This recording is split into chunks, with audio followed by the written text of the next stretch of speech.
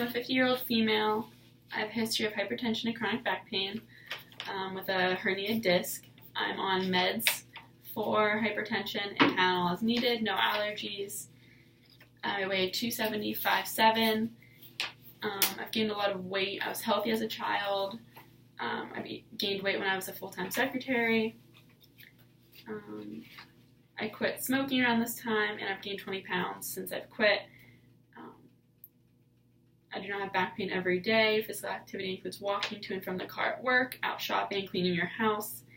You often feel winded when you get to the top of stairs. You tried going to the gym after New Year's, but felt very uncomfortable exercising in front of all the people there, and were unsure how to use the machines. Okay, I am on my primary care rotation. I'm seeing Janice and she has a past medical history of hypertension, chronic back pain related to L5 herniated disc. She takes lisinopril and Tylenol, no allergies. Last office visit was 2 months ago, and her pressure was controlled, 270 and 5'7". And she came here to talk about exercise and have an exercise prescription written.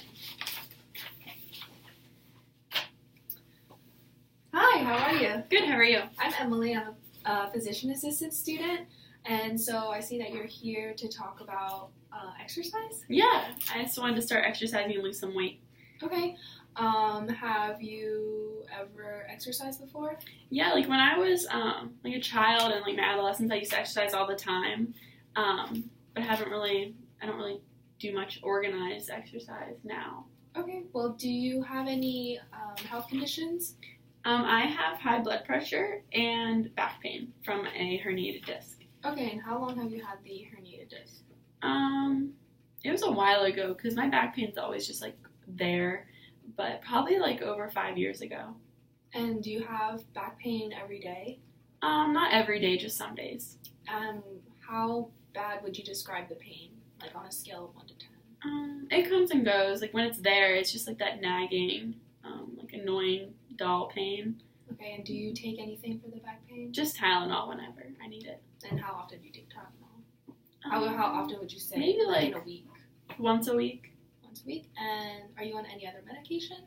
Yeah, I take lisinopril for my blood pressure. And you take it every day? Mm-hmm. Okay. So I guess what we're seeing here is that the back pain is causing you to maybe not exercise as much because it hurts. Well, like I've tried going to the gym. It's just like I don't know what to do when I go to the gym. Like I don't know how to work the machines, and I don't like how people stare at me. Like okay. I'm out of place. Let me take a look at your BMI.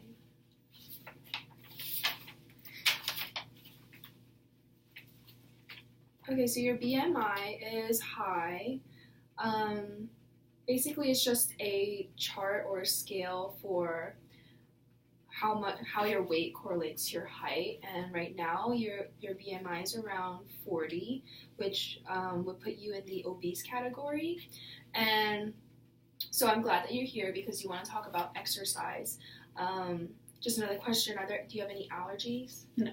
Okay, so now talking about exercise.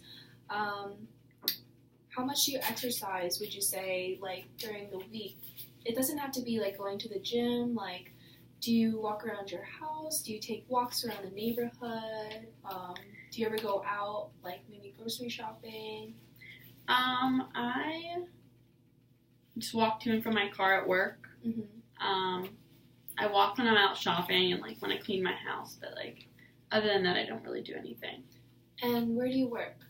I work as a secretary. And how long have you had that job? About 20 years. 20 years? So, I know, yeah, 20 years. Being a secretary, I guess, are you sitting most of the day? Yeah, I'm not really moving. And just then in when a you chair. get home, I guess, are you tired? Yeah, it's a long day, but I just come home and I make dinner, and I usually just, like, hang out and then go to bed and, like, repeat. Mm-hmm. And do you have the weekends off? Mm-hmm. Okay, so I guess starting with exercise, another important question is, do you smoke? I used to. I actually quit about a year ago. A year ago, and how's that going? It's going good, but I feel like that's when I gained all my weight. Like, I gained like 20 pounds since I've quit. Okay. That's actually a common thing to happen for people that quit smoking because they create another habit, maybe like eating more because they're not smoking as much. So in terms of exercise, we can start off with,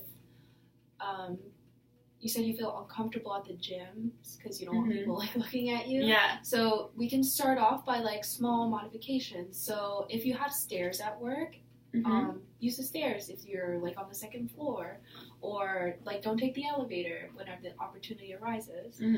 So like my one problem with that is like when I climb like the top of my stairs in my house, like I'm usually short of breath. Like what should I do about that? Okay, so I don't think I can climb the stairs like in my work to like the third floor. That's true. So you can start off by maybe parking your car further in like the parking lot, and then you have a little more time to walk to your office. Instead of parking closer, then it's less steps. You want to aim for, in general, the goal for steps is 10,000 steps a day. That's really nice because I have this watch. Oh, and I think you can track steps. Yeah, you can definitely track steps. So that would be nice because I can use that for once. And yeah, so you can look at that. Usually most people end up getting around like 4,000, 5,000 steps a day, and 2,000 steps correlates to a mile. So if you do 10,000, that would mean you did 5 miles in one day. So you can get 5 miles in one day just by doing simple things from like walking from farther from the parking lot or the back of the parking lot. You can take the stairs, but I guess just take it easier for now, like walking from like non-incline things. So or like I could do like one flight of stairs and then like take the elevator. Yeah. Little baby steps, and then like a week later, maybe you can do 2 flights, and then even when you're going home from work, take the stairs down, which would be probably easier than taking the stairs up. And in terms of when you feel more comfortable with yourself and like you feel like just getting the steps in is helping you feel better, then you can move on to maybe incorporating gym classes. You don't have to go to the gym where all the machines are, but you can maybe do gym classes. Because of your L5 herniated disc, I wouldn't recommend doing anything that requires jumping or high intensity exercises or, like doing squats on the squat rack. Yeah, he did say like I shouldn't put like a lot of pressure. Yeah, so you don't want anything that will compress your bone, your spinal column together. So you just want to do light and low intensity exercises. I was thinking about maybe like yoga is really good for stretching. It's really good for relieving your stress. And you can do yoga. You can do Zumba, which is like dancing and just like moving your body. And you can do like low weight and like low weight, high rep types of exercises, or even body weight exercises. So just like standing up and doing squats, or standing up and just doing like stationary lunges without moving across the room. So simple things like that can really put a difference. And the great thing about body weight exercises is that you don't have to go to the gym to do it. You can just do it in your home when you get home. I can do that like in my living room. Yeah, in your living room, just turn like a television, like your favorite TV show, and like just keep like squatting. So like at least you're moving and not sitting on the couch. That will make like really big differences over time. You might you're not going to see results in like overnight. So if you just incorporate good habits to your routine, then it'll pay off in the end. Do you think if I went to the gym eventually, like is there any like anyone that can show me how to use the machines? Yeah, definitely. So every gym has a trainer. And a trainer can help you with like workout regimens if you're ready for that. That will be more of like a moderate to intermediate type of workout. So you don't want to, the thing is you don't want to jump into something too hard, too fast. But once you're ready, you definitely can go to the gym and ask the trainer to show you around, and he can make like custom workouts for you. Even for your chronic back pain, he or she will make a workout regimen that will go around that. Is there like a way I can track my workouts? Yeah, so you can use the Apple Watch. Actually will tell you how many steps you do. It'll tell you how many flights of stairs you've climbed. I'm pretty sure it can tell you how many calories you burned. Yeah. I think so. And your heart rate, too. So whenever you're exercising, you can just look at your watch and go onto the exercise app part of it, and it'll tell you all those things. You can also use MyFitnessPal to track. It's an app in any iPhone or Android phone, and you can use that to track how many, like, miles you did that day, and it'll show you, like, a course of a week. Like, you can see, like, a graph of how much exercise you've done. Even for, like, it's not just exercise, you should also think about doing changing your diet, but we can talk about that next time. For now, since you're here about to talk about exercise, you just want to make small changes, and then we can follow up in about, like, maybe 2 months, and we'll see how you're doing, and if you feel ready to do more advanced things, then we can move on to those. In terms of, like, how many times a week you should exercise, you should try to do anywhere from 3 to 5 times a week.